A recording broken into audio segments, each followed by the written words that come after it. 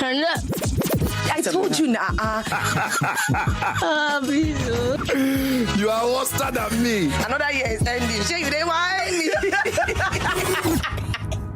Keep it tuned. It is not something that is going to go to the general public. So don't you think that is where the problem is from? They will have therapists in their quarters. But we don't see them. We don't even see them at all. You don't see them.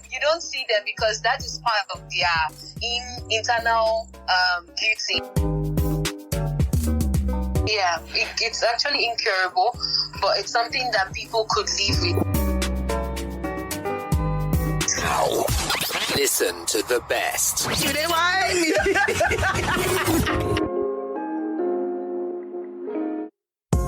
Okay, people, welcome back to the Batterbox podcast. My name is Benji, and it's been an amazing week.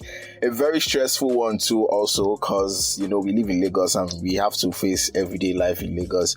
Always very stressful. No Lagosian will tell you that his day was perfectly A-okay, as long as we have traffic here in Lagos. Yeah, so we are back with another topic, another exciting topic, an interesting topic, and also an amazing guest as well. I mean, trust me, I bring the most amazing people up on this podcast, and then we discuss great topics as well. Yeah, today I have a very, very interesting person. She's a media personality and a content creator, and she's so many things. Mary Joseph of Planet 101.1 FM and Spectrum TV. How are you doing this evening? I'm fine, Benji. I'm so honored to be here. And yes, today we're going to talk health because I think that's my specialty. Yes. And she's been quite an instrument when it comes to issues concerning health. She's held conversations and discussion panels concerning health, and you've been doing amazingly well for the health sector. Thank you very much. Yeah. Thank you. Yeah, so today we are going to be talking about ADHD and addictions. ADHD is actually attention deficit hyperactivity disorder, and recently they say they've changed the name to ADD. That is just like attention deficit disorder. So ADHD is like the old term, so they're not using ADD. They've leveled up. So let's talk ADHD. First of all, the symptoms. We already know the common symptoms, which includes fidgeting, excessive talking, acting on impulse, acting without thinking, some of the symptoms, I would say, like, they look so natural that you would feel like that's part of a person's personality, but then it is not. Yeah. The one people do call it now ADD is actually a neurological syndrome. Okay. Which comes with different characteristics and also features. It comes with either impulsivity or distractiveness or hyperactivity or even excess energy, pacing from one place to another in a room or talking too much. These are some things that some persons in this our generation would say it's actually my trait, my personal trait, or things that I have. But it's actually a disorder because this thing could actually affect your life. It actually affects your work, your career, your academics, and your relationship in general. It affects different people, shapes, sizes. It cuts across different ethnic biases and also different ages. So it affects even both young and old. And it could, if not checked and if not diagnosed, this person would actually throw himself into depression or other addictive habits. Okay, so like at what point does it get bad? Because some of the symptoms you've mentioned, a person can easily have either 4 or 5 of them. You can have one person that can be an excessive talker, someone that worries too much and all of that. But at what point does it become a problem? I think it's going to become a problem if it actually tampers with your health. Okay. First, when it leads to you getting into that void of depression. Now, overly gambling is making you waste money, your finances, your incomes, when it actually makes you useless. That is, I think, it's it has gone to that point where we need to get checked, and also that person needs to go visit the therapist and also be on treatment. But it's actually advisable that parents, once they know that these children possess this kind of traits, some children who actually go through all of this could either drop out of school, fight. Some could be labeled as a bad egg in the society. So if these are not checked, if they are not diagnosed, because in Nigeria, the trend of visiting the hospital here is actually very low. We really lack that habit of visiting the hospital. So for you to go tell a typical Nigerian parent that, okay, your child could be possessing some of the symptoms of ADHD, or try to take this person to the hospital, they prefer taking this person to the church. That, okay, the evil spirit will be removed from the body or something. But this is nothing. That is for a diabolic or biblical term. This is something that they need to go check it up in the hospital, visit a therapist or a counselor who would actually counsel this child and give the person the right treatment so the child will be better. Okay, so what's like the probability of either an old person or young person having ADHD? Because it seems like the younger person, because from what the whole symptom is about right now, it seems like the younger people are like closer, they are way closer to having ADHD than the older person. According to studies, an estimated of like 8.4% of these children actually come up with ADHD, and also like 2.5% of adults do have it. Because this is something when you've grown from a certain age, during your adolescent age, your parents will not be able to detect it, and they'll be like, okay, these are just some of the traits of children. Okay, they're just doing this, and then why that figure actually reduces to about like 2.5% for adults is when they've grown and some of them have actually known these symptoms, like, okay, they've detected it by themselves, or go visit the healthcare professionals, the experts, and they tell them that, okay, this is what you are dealing, this is the disorder you're living with, try to be on this therapy, try to do this, try to do that, and they've actually been able to manage the situation. That is why there's a lesser prevalence for adults, but it actually starts from childhood to adulthood. And also from studies, it has been shown that even boys tend to present this hyperactivity more than girls, because the girls are actually tamed and they always being told to you're supposed to sit up proper, you're supposed to be up proper than girls, that's the boys. So the guys are always living the wild life. Be smart, look smart, smell nice, and every other thing. But then the boys are just everywhere. So once the boy is everywhere, fidgeting, not paying attention, like, okay, it's a boy thing. And I think, in addition to that, I think it's also common among guys, because guys have so much tendency of getting addictions than and also getting into trouble. Yes, obviously. And so I think ADHD in a way is related to addictions, because it will get to some point where you will start having some addictions. What is like the thin line between the addiction itself and ADHD? Okay, so addiction is I think it's that, how will I term this? Something that you've actually gotten used to, and habits that you are now used to cure something. So I think ADHD is a disorder that actually affects the person's lifestyle. So this is someone that actually talks too much. You're not thinking straight. You're forgetting things a lot. So some of these persons would want to try to self-medicate or treat themselves by saying, okay, I need to slow down my pace. So I need to use this to slow down my pace, or to make me think straight, or to make me calm down, or to make me relax and think well. So some of these persons try to employ the use of certain sedatives, drugs or sedatives to actually calm themselves down, but they tend to use this often. They think it's actually something that will weigh off maybe for the night, but this is actually something that affects the brain. So you have to keep on using this all the time. So it then leads to addiction. Because it's almost like the same thing with having an addiction. Yes, it's also like the same thing having an addiction, because you're trying to settle a particular issue, solve a particular issue. So you're going to be using that particular thing to solve an issue. But since this thing is already in you, it's built in you, you keep on solving it.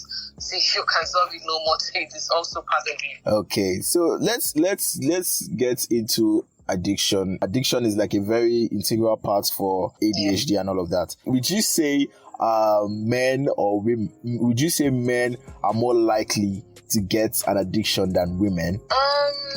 Don't know.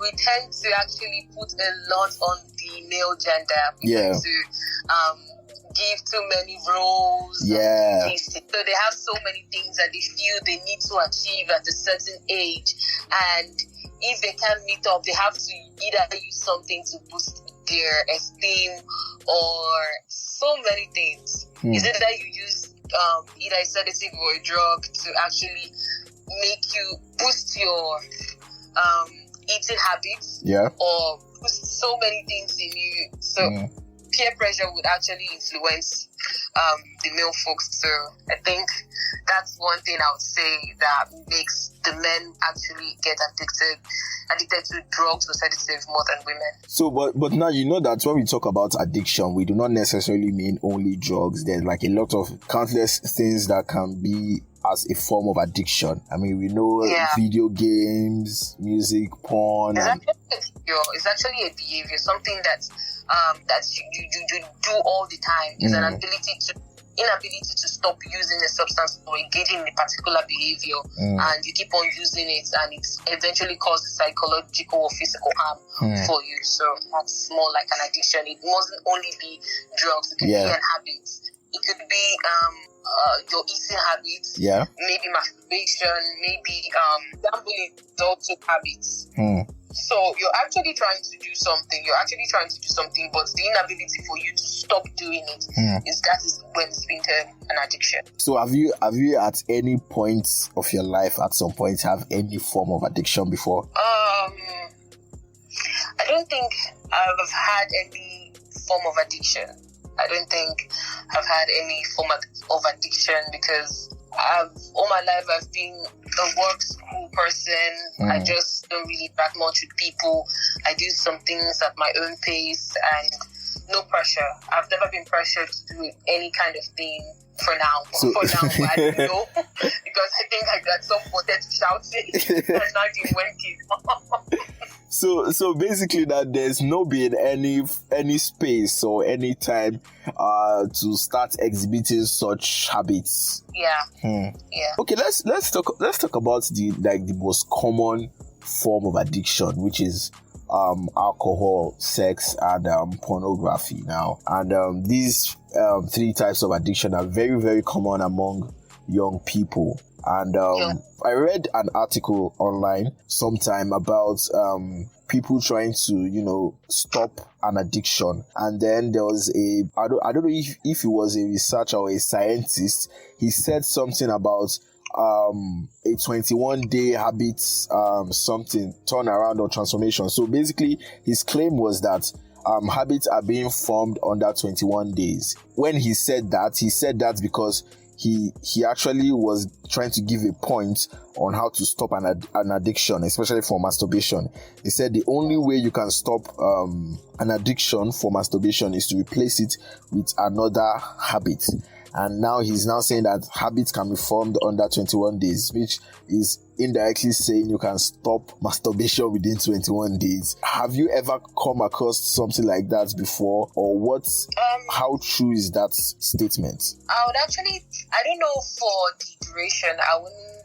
For the duration, the 21 days, I don't know how sure that is. I've never looked up on it, but I've been at seminars and also trainings where I've heard that for drug users, there could another substance that could be given to actually be an alternative measure for drug abuse. Now, for drug users, those who actually inject drugs, there are things that could be used, medically assisted therapies that could be used in place of these hard drugs, but it could actually serve the same purpose, but it is not going to be it's not going to harm the person's life at that point in time, but it's just going to help the person relax and calm the person's nerve. So that's like. So when you say for the same purpose, you mean for the masturbation issue? No, I'm talking about drug users. Okay.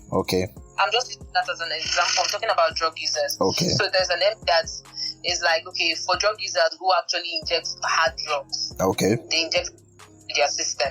So now there's the federal government and also experts have created a medically assisted therapy that this person could actually inject this substance into their body, but it's going to act the same work, same.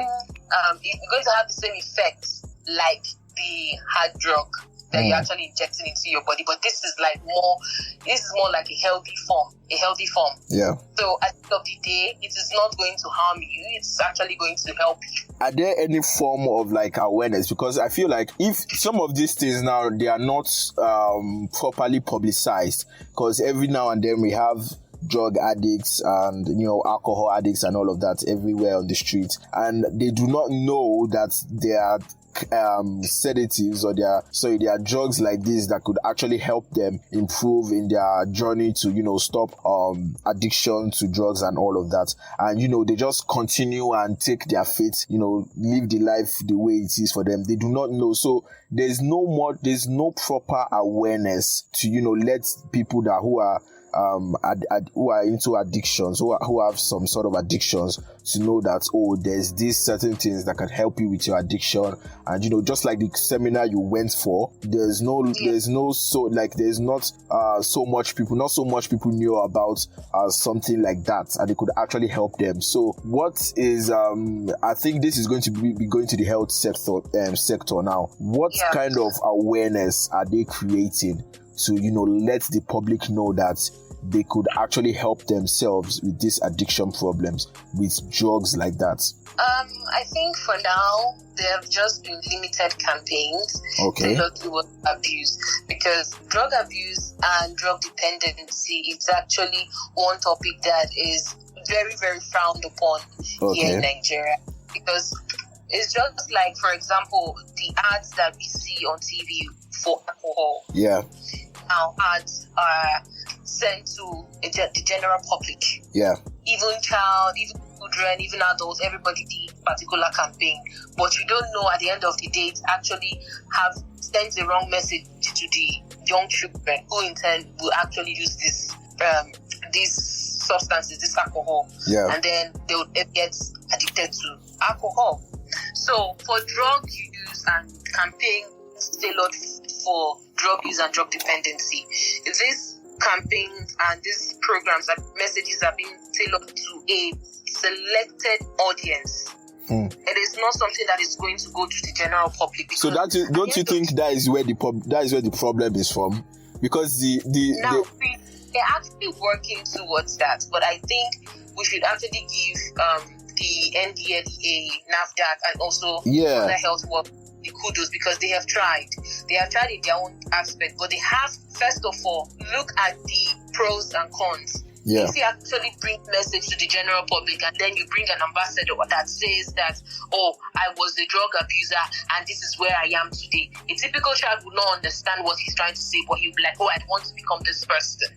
So these campaigns are actually being sent, but they are sent gradually, so that it will not overwhelm the public, so that there would not be like an overflooding of messages. Yeah. So it's sent gradually, mostly to those who visit the healthcare centers for treatment, for rehabilitation. They sent it to those at the grassroots, at the bunks. Yeah.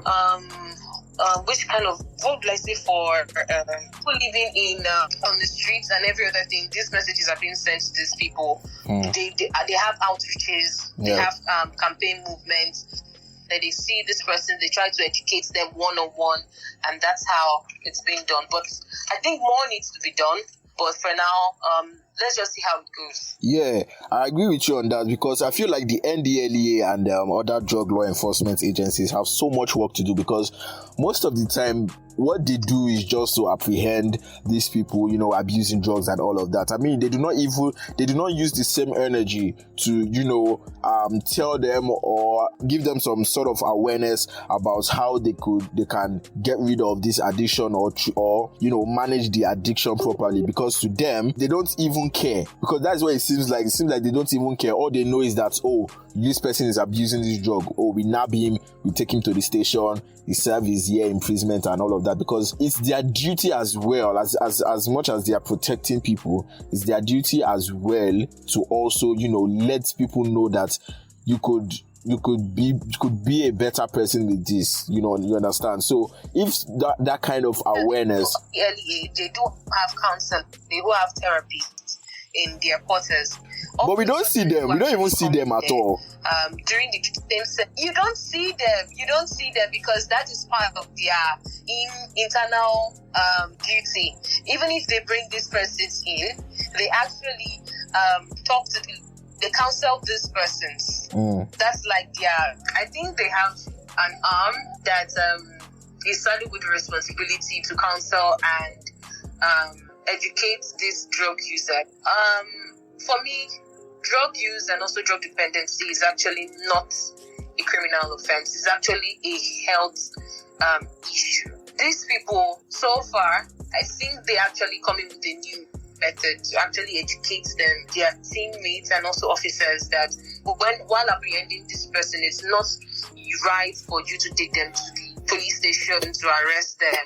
You could try as much as possible to also interrogate them, educate them that rather than doing this, there are other methods, there are other ways you could actually live your life. You shouldn't depend solely on this habit and also being dependent on drugs. And if they notice that someone is actually dependent on drugs and living with these drugs, I would advise that they actually take this person to a rehabilitation center. I've not really heard of rehabilitation centers. Exactly what I wanted to even ask you, Seth. The rehabilitation center. I think they should do more on that. So I think if they actually bring in these people who are actually dependent on drugs, when I mean dependent on drugs, who actually feel that without these drugs they can't live a normal life, and they must use these drugs. If they could counsel them, treat them and improve their status and then reintegrate them back into society, is actually one way that I feel would help drug users and also reduce the prevalence of drug dependency here in Nigeria. Yeah, I'm also glad that you mentioned you talked about the rehabilitation center. That's another angle and something that the health sector in Nigeria have not really looked upon, because I feel like they think that there's so many problems concerning the health sector that rehabilitation center might not be in their top 5 problems to cater for and all of that. But I think at this point it's very, very necessary because of the kind of generation that we have right now, the Gen Zs. These guys put so much pressure on themselves that they can come up or come down with any kind of disorder, even the one that you've not heard of before. They might just get it anytime, because so many things are happening in the society today. Depression, suicide, all of that. In 2020-2021, we had a very high rate of suicide among young people in Nigeria, and this is due to the fact that so many were depressed. You understand? So rehabilitation centers is like an avenue that would have really helped, because I know not so much people believe in going to rehab and all of that. So therapies, because I feel now people see therapy centers as a rich man thing, that you're just wasting while talking to your problem and then paying the person. Why did you call me? With the trend area, and we need to actually educate people more, create awareness that therapy center, visiting a counselor, you shouldn't be stigmatized. You should go visit if you're having problems, because it will actually help you. Okay, let's you said something about the drugs that are supposed to help for addictions and all of that. But talking about ADHD now, I hear that is an incurable. Yeah, it's actually incurable, but it's something that people could live with. What are like the measures that the health sector or doctors are putting in place to help people that have ADHD cope?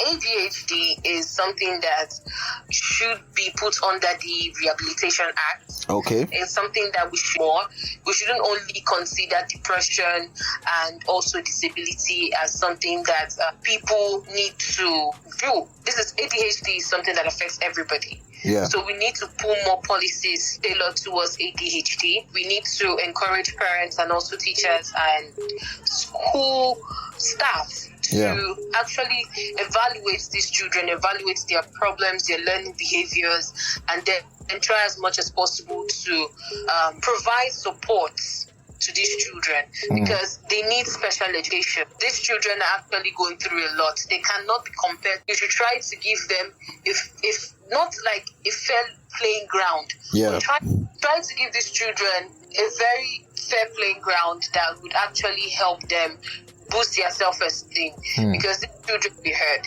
These people need to be understood, who need to be listened to.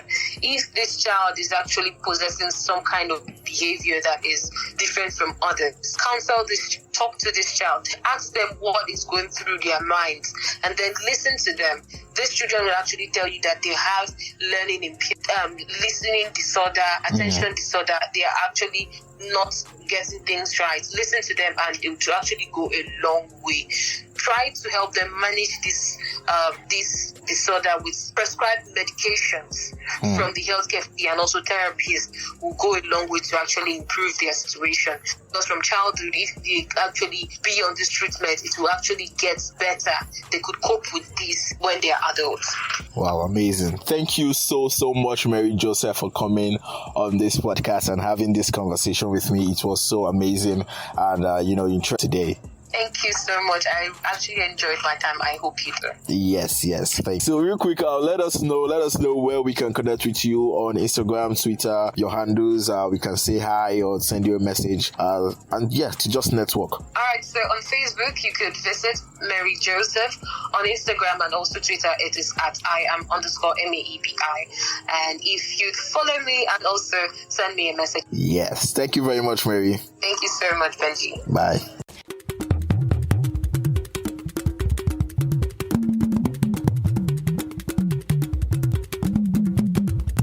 Bata, bata, bata, bata, bata, box.